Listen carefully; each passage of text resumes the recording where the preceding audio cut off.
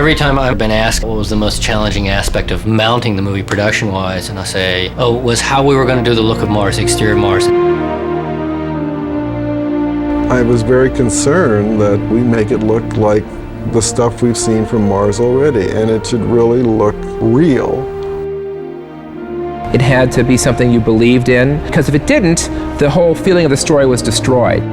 We were trying to create a very hostile, dry, forbidding landscape that also was compelling in its vista and its size.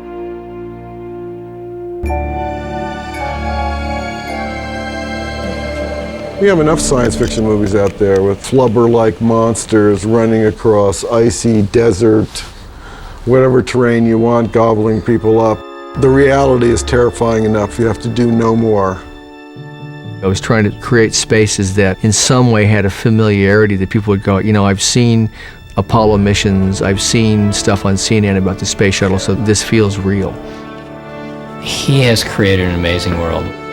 Inspired by what is really going on in the space program, what NASA really looks like, it has a certain elegance and beauty to the design. Yes, it looks like real hardware, but it's also beautiful.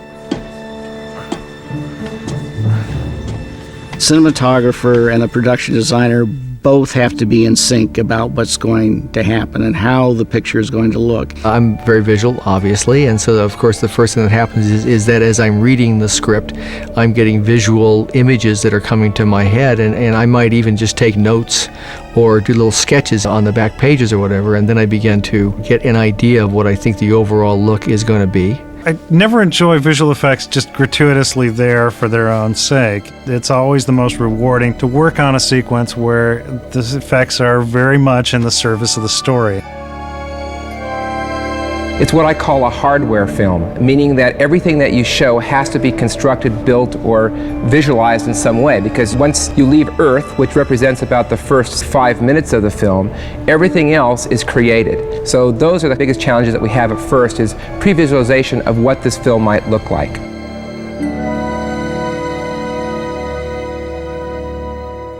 The animatics were a tool for getting everybody on the same page so we knew what we were doing. Part of it was to help Brian visualize the sequences, and part of it was for the visual effects people who would take those images and manipulate them to get the final effect in the visual effects shots.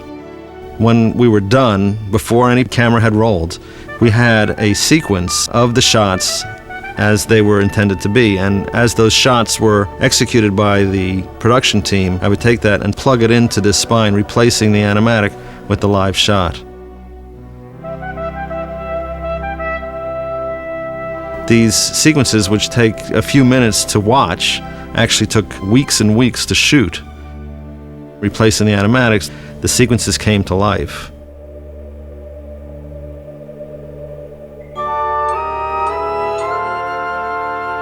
DreamQuest Images built a 22-foot practical model of the Mars 2 recovery ship. Brian De Palma loves to have those long, sweeping shots. So to get the detail and the perspective on that correct, Hoyt Yateman decided to build that as a practical model. The reason I chose that is because of the length of the shots. Again, we're doing a film that resembles more of 2001, where the shot times run in excess of 30 to 60 seconds in length, which is actually a very long time for today's effects arena. One of the big conversations I was having with the miniature cinematographer was how we were going to bring the spaceship into the frame. You'll notice in the picture that it very rarely comes in just across the frame.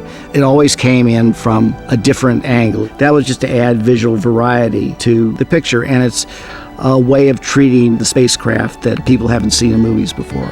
So we had a 22-foot recovery model that was on a very large model mover and shot actually in this stage with more traditional motion control technology. When Woody is outside in the meteorite sequence looking for the hole in the hull breach, that's a computer graphics astronaut with a practical model of the ship and a digital 3D model of Mars. So we've got a lot of blends of techniques in all these shots. It's always very important to orient an audience in terms of the spatial reality of what they're experiencing. And weightlessness and also no up from down is almost impossible to communicate because we're so used to gravity that we can't think of a world without gravity. The biggest challenge on cinematography for Mission to Mars was weightlessness. You have to show people in relationships to the set that makes the audience feel that they're weightless. And the way we did it was that you never did anything that was level. We would hang people upside down, we would use the camera upside down, we would always move the camera, and that gives the audience the feeling of weightlessness. You all right? It's hard. And these shots in zero-G are very difficult to accomplish. You have to hang actors by wires in suits that are uncomfortable. If you have an actor who has a tobacco habit, which we did, they would have to be cut down every 40 minutes or so and let outside so they could have a smoke. Bathroom breaks had to be coordinated, and it's a big deal to get somebody out of the suit just for that. And it was a very difficult process to shoot all these sequences of the actors in the suits. We had always envisioned the idea of a section of the spaceship that went to Mars having artificial gravity. First of all, we thought it would look cool. And second of all, just from a production point of view, we didn't want to have to shoot the entire second act of the movie with the actors constantly on wires. The Wheel of Cheese was a cylinder set. Gary Elmendorf, our special effects supervisor, he built a steel framework for us, and the set fits inside, and then the whole thing rotates. It's 36 feet in diameter, and it weighs approximately 66,000 pounds. It's basically a friction wheel on a gear-reduced hydraulic motor. And it needed to be built in a way where all the pieces of it worked. The lighting needed to work, the set needed to work, the actors needed to be able to walk completely around inside it.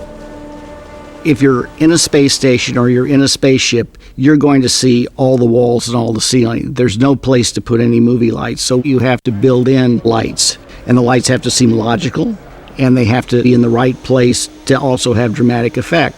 They had to light the people in the sets so they looked good. They had to seem like they belonged there. Everything had to have its own logic, so it didn't disrupt from the dramatic flow of the picture.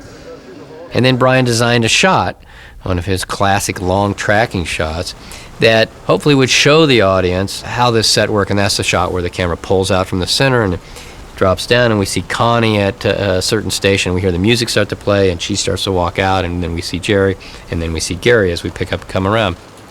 We had a device called a Super Technocrane that Panavision rents, and we had a special camera head that had 4 axes. You could pan it, you could tilt it, you could turn it around, and it was shooting straight down. You could shift it from side to side. And watching the crane work to follow these different people around while this huge set was rotating at about 6 RPMs was as much of a ballet. I mean, it was like watching the guys move the crane back and forth and watching the operator changing the head and all that. It was really inspiring. And for that shot, which we rehearsed for a day, the mechanical effects people had to figure out a way to rig the actors into the set. The guy who had it tough was Gary, because in that shot, he never gets up. So he's strapped into his chair, and he just goes around and around and around while we were shooting. That shot took a day to shoot.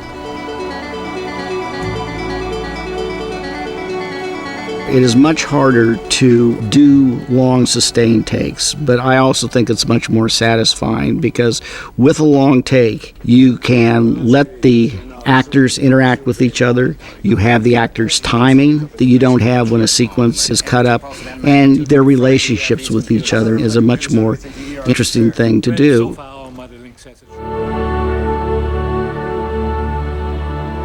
One of the challenges of the movie was to create the surface of Mars here on Earth. A great deal of the movie takes place on the surface of Mars in bright daylight, the Martian daylight.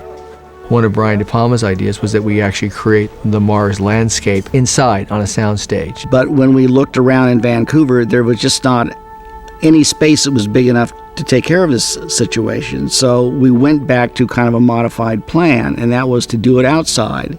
And we found, just south of our stage, a 300-acre sand pit that had been created when the Fraser River was dredged in the port of Vancouver. And it had an unobstructed horizon line, no vegetation whatsoever. We actually built the surface of Mars out of the sand, pushed around by a bunch of bulldozers, and we built these berms to mask the trees and to mask the horizon line so we could put all of our people against them. And then got a bunch of this crushed rock from Manitoba and dumped it all over the surface. We brought in different types of rock, volcanic rock, bigger rocks, that hopefully matched what a Martian terrain would look like. Then we stabilized it all with this sprayed concrete that was the color of Mars. Then we had the paint crew come in, and they used about 14,000 gallons of biodegradable paint to do the final paint job. The only problem with doing it outside is that on Mars, the atmosphere is kind of like, as JPL said, a smoggy day in Los Angeles. So that means that there's no blue in the shadows. You had to have red in the shadows of the people's outfits. So one of my problems was how I was going to fill in the blue shadows and make them golden. And I was watching one of those PBS building shows, and I saw these guys putting on a copper roof. And I went, wait a minute, if I got copper reflectors and put them into the blue shadow area, it would just fill it right in. We made regular movie reflectors out of copper, and we just used the reflectors to fill in the shadows. And it worked wonderfully. Of course, every time we shot, any shot we had to digitally treat the sky, the background. How do you create a Martian sky? Well, when you're inside a set, we had large painted backdrops. But outside, there was really nothing we could do, so it was decided DreamQuest was going to have to digitally alter the color of the skies. We worked very early on with Matt Golembeck from JPL, who's head of the Pathfinder mission, and he was extremely helpful in giving us real information on what the skies of Mars look like. I tried to orient most of the shots so we were in backlight so the sky would be washed out. Then the visual effects people could change the sky. And we also tried to put the astronauts' heads and any big elements below this horizon line so the effects people would have a very sharp line to work on, so they wouldn't have a lot of detail work in their matting system. So a tremendous amount of digital work had to be done in extracting the edges of the mountains and the sets and then replacing that with a sky that was artificially created. That's a long, endless process of tinkering with it to make it look real and authentic and at the same time dramatic. Brian wanted our first shot of Mars to be stunning, to be a broad vista. So it required a lot of matte painting work as well as computer graphics work. So what I call it was something from nothing. Many times, even though we shot on a set, what you see is 90% created in the computer. So in this case, it was a lot of pre-planning and pre-visualization that allowed us to actually go through and execute this. Then he came up with the idea of intercutting Gary Sinise's character, imagining himself putting the first footprint on Mars, which he was not going to do, to cut to his point of view of his foot on Earth to the same point of view on Mars. And it was a complicated shot because we had to shoot a little piece of ground of the Ares 8, the remote-controlled Martian vehicle, and pull back from it. As the little Ares makes its way out toward the distant horizon, the camera tilts up and looks, and you get your really first view of Mars. That was a difficult shot to do because obviously, again, we're working in a limited location where we have a small area, maybe of 100 square foot, that's been dressed to look like Mars. Yet we want to produce this 100-mile visibility of this huge expanse. Then later back at DreamQuest, what we did, using 3D, we built geometry, in other words, physical pieces that exist in the virtual world where the mountain peaks and where the boulders would be in 3 space. And then using illustrations and photographs, we actually mapped those images like decals onto those virtual shapes, producing a 3-dimensional environment that's actually made up of paintings and photographed images. And so some of our matte paintings are put together using rocks from Jordan, terrain from the Canary Islands, and paintings from someone's imagination. I think the biggest challenge on Mission to Mars was the creation of the vortex sequence. And the reason for that is that we're creating a completely synthetic environment. This is a sequence where there's a raging sandstorm, rocks are flying, ground flow is happening, astronauts are being sucked up into tornadoes. Most of it, if not all of it, is done in the computer. We wanted to make it look as organic as possible. Like this was an act of nature, but it was also a scary creature-like essence to this effect. The vortex was rendered to be a predator. It starts out as kind of a curious entity. One of the images we were using was War of the Worlds. If you look at the sequence where the canisters land for the very first time and the little probe comes out and kind of looks around, that image, kind of a serpentine image, was something that Brian was very fond of. DreamQuest had a program which I think they had designed for Armageddon called the Hookah program, which was a particle system CG software program that worked exactly perfectly for designing and executing the vortex. The Hookah software was the particle renderer that was used to actually create that. Creating particles in a computer where you have literally many, many millions of particles that have to be rendered. These renders take anywhere from maybe 7 to 2 weeks to render. That's another big challenge. You have supercomputers running something for 2 weeks to get something out. So it becomes very difficult to light, it becomes very difficult to animate and to give the final look until you actually do it. In this shot, an astronaut gets sucked up into the vortex and he gets spinning around. Obviously, stuntmen love to do stuff like that, but with the way this guy spins you, there was no real practical way to do it. So for this thing, we used a CG astronaut because it might have been too dangerous to use a real stuntman. It's intense, it's dramatic, it's surprising, it's scary, and it's completely invented from the filmmaker's imagination.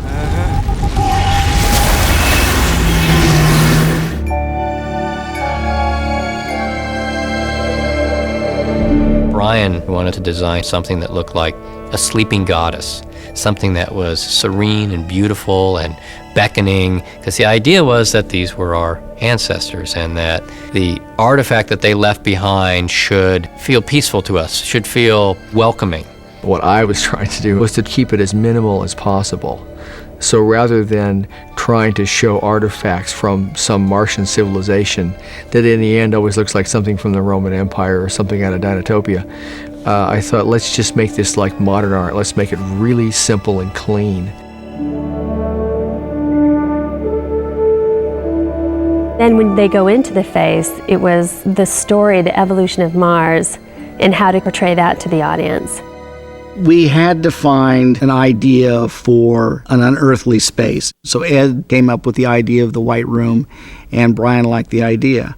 Is it bright or just white? To light the white room and to get rid of all the seams was a tricky proposition. It was like a giant trapezoid, using soft material, and we put our lights beyond that so you don't see any source at all.